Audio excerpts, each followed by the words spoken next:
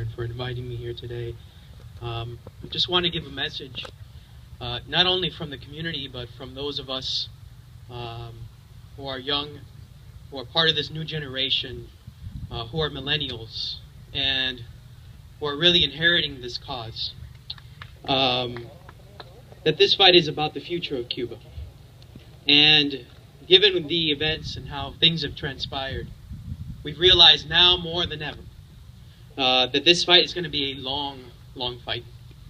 One that's probably going to last far longer than the Castros will.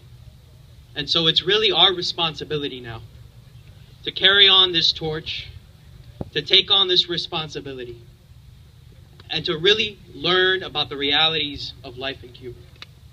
And it's very important that we do this, because in order to know where we are going, we have to know where we came from. And it's important.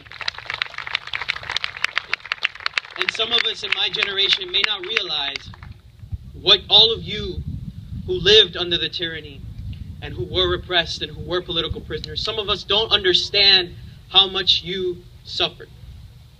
And it's your job too, to sit people like me down and say, look, this is our story.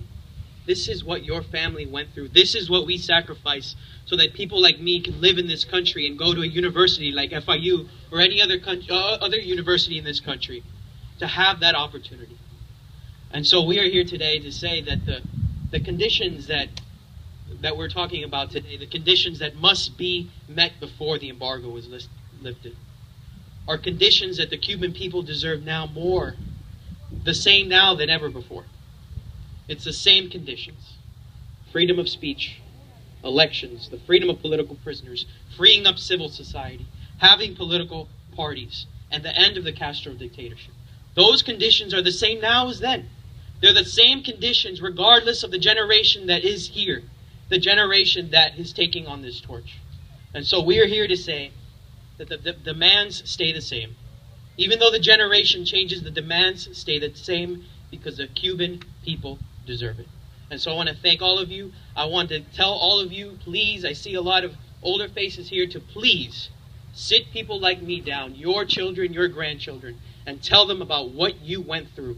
Because when it becomes personal, that's when we can use our energy to bring this freedom about quicker and better and with and under the conditions that the Cuban people truly deserve. Thank you so much, everyone. And we have to